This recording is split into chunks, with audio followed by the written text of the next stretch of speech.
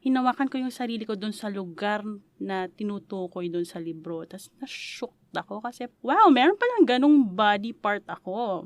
Bakit siya basa? From reading the books, sabi may pearl, hinanap mo ang pearl, sumisid ka mag-isa. At nadiskubre mo siya.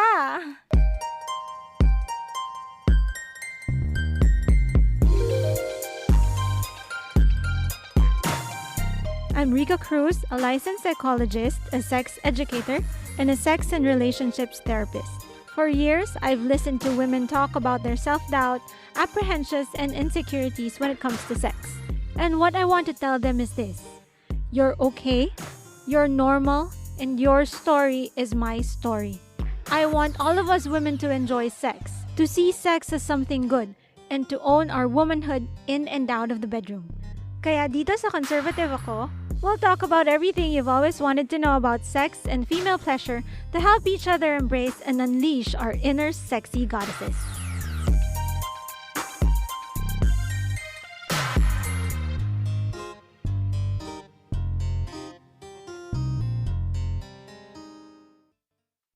In the first episode of Conservative Ako, we'll talk about self-love and self-pleasure, also known as masturbation. We want to know about women's experiences with masturbation, how they started, how they learned about it, and the conversations that surround it. We'll also take this opportunity to discuss the parts of the female genitalia, because how can you pleasure yourself without knowing where and what things are in the first place? With me today is my friend Christine. Hi, Christine. Hi, Doc Rica, and hello also to our listeners. Also with us today is Trisha Aquino of PumaPodcast. Hi, Trisha. Hi, Doc Rica. Hi, Christine. I'm really excited to ask some questions about masturbation. Christine, do you remember the first time you masturbated? I think in high school. So that's the earliest that I can recall. And I learned it from watching materials that my friends and classmates shared to me. Ano yung mga materials na yun? During that time, everyone's so curious about sexuality and sex. And so people have been spreading materials like porn, like reading materials that everyone can read and consume at their own time. So I guess that's where I got it from. And then, you tried it? Yes, out of curiosity, I think I tried what I've been reading about and what I've been watching about. So yeah. Can you remember the first time? Saan mo ginawa? Sa kwarto ba? Sa classroom? I also did it in school. In the washroom. Yeah. In the Yeah. washroom. Yeah. Okay. And you learned masturbation from these materials? Exactly, yes. Ginaya mo lang? I think I also researched about it to know more about it, because what I've been reading and watching during that time were partner sex, intercourse. So it's not really masturbation per se. But because you're curious about how it feels like, what happens, so you also get to know more things through research. So I guess that's where I got it. Can I ask you how you started? How you explored your body to masturbate? So during puberty, diba, you have some changes in your body. So you feel certain pleasure when you stimulate some parts. Anong parts? I think the very first curiosity was with the breasts. So you touched the breasts, you Yes. fondled the breasts, and you felt good about it. How did it move forward? I guess it just came naturally. Because when you feel all the sensations, you just can't stop. So Trisha, ikaw naman. Do you remember the first time you masturbated?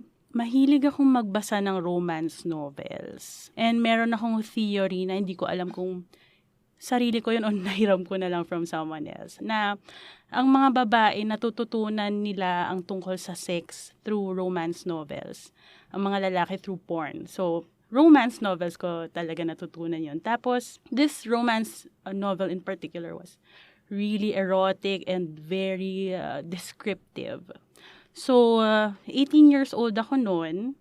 Tapos natatandaan ko pa Pasko. So, parang regalo sa akin yung discovery na yun. Congratulations! Maligayang Pasko. Tapos, merong tinutukoy doon sa libro na pearl. Sabi ko, ano kaya Yeah, yun. Tapos sinasabi niya kung nasaan yung location ng pearl na yun. So, hinawakan ko yung sarili ko dun sa lugar na tinutukoy dun sa libro. Tapos na-shocked ako kasi, wow, meron palang ganong body part ako. Bakit siya basa?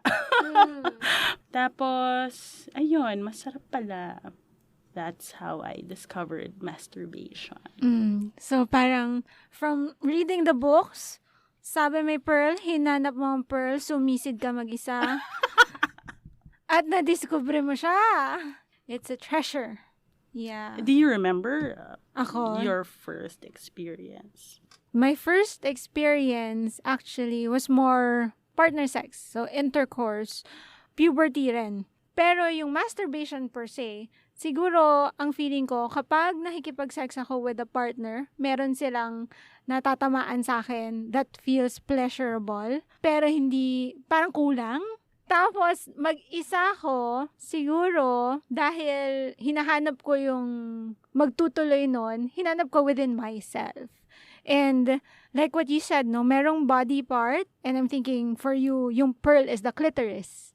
Merong body part na pag hinawakan mo, medyo iba yung feeling, nakakakuryente yung feeling. So, when I was exploring the vulva, I chanced upon the clitoris. Tapos, oo nga, iba yung feeling, parang nakakiliti. Diba?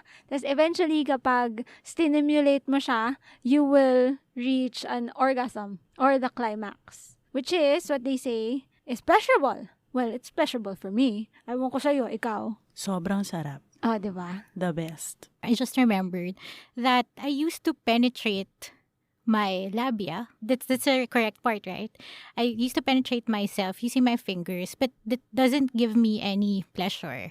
So I started to explore. I think that's what you were saying, that in the clitoris, I think that's the more pleasurable part. For me also. When you said na penetrated the labia, I think what you meant was you penetrate the vagina. So I think this is a great opportunity for us to get to know the parts of the body involved kasi sa totoo lang, madaming mga babae ang hindi nila alam ano nga ba yung the vulva, the vagina, parang when they refer to their genitalia, hindi nila alam kung paano tawagan yon.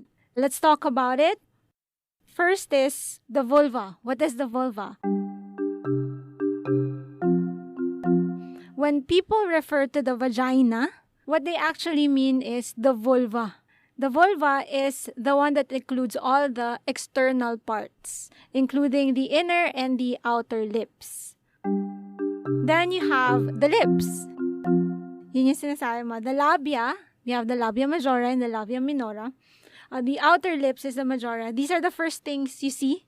Yun yung may hair. Hair grows on them naturally. Pag binuka mo yun ng onte, makakita ka ng inner lips. Yun yung labia minora that provides the second layer of protection for the underlying structures and openings. Tapos, meron kang dalawang lips. Tapos, sa ibabaw nun, meron kang makikitang clitoris or the clitoral hood. Or for Trisha, it's the pearl. Yun yung maliit na knob. When you spread the labia, makikita mo yung clitoris. And usually, ito yung pinaka-sensitive na part because it contains around 8,000 nerve endings. Which is why, when you stimulate it, it's the best way to orgasm.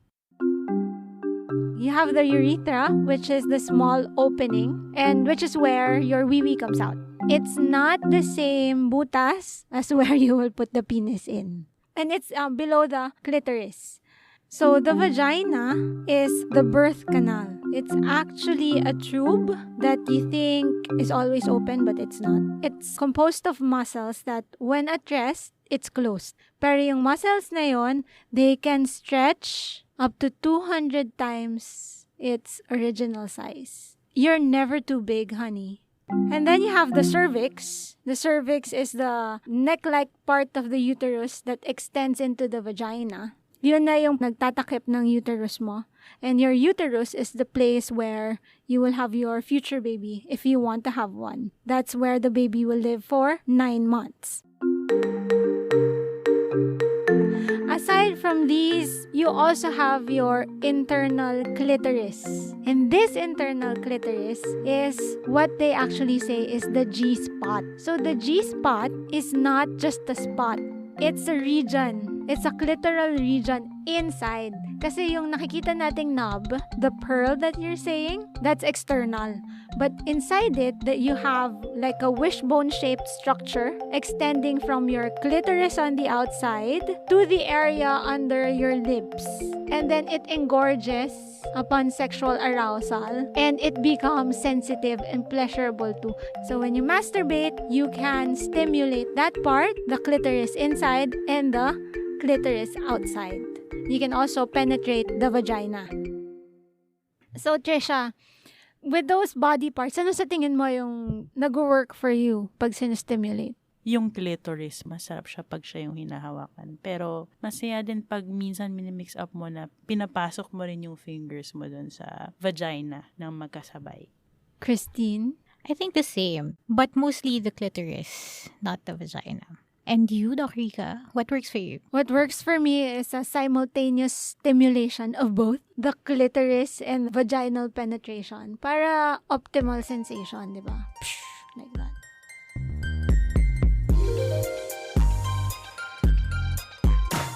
And that was the first episode of Conservative Ako. In the next episode, we'll talk about that all too familiar feeling we have when we masturbate. Guilt. How can we deal with it? Plus, we'll have some tips and tricks for you as you indulge in self-love. To make sure you don't miss it, subscribe to Conservative Ako on Anchor, Spotify, Apple Podcasts, or your favorite podcast platforms. And let's continue the conversation about female sexuality and pleasure online. Follow me at _Rika Cruz on Twitter and Instagram, and on Facebook, it's Rika Cruz and @TheSexyMind for articles and bits and pieces about sex. We hope you learned something new today about masturbation and about how you can embrace your inner sexy goddesses and practice your sexual agency. This episode was produced by Trisha Aquino and edited by Nina Toralba of PumaPodcast. Conservative Ako is a production of PumaPodcast. Sending love and lust your way, and thank you for keeping an open and sexy mind. This is Rika Cruz. Goodbye.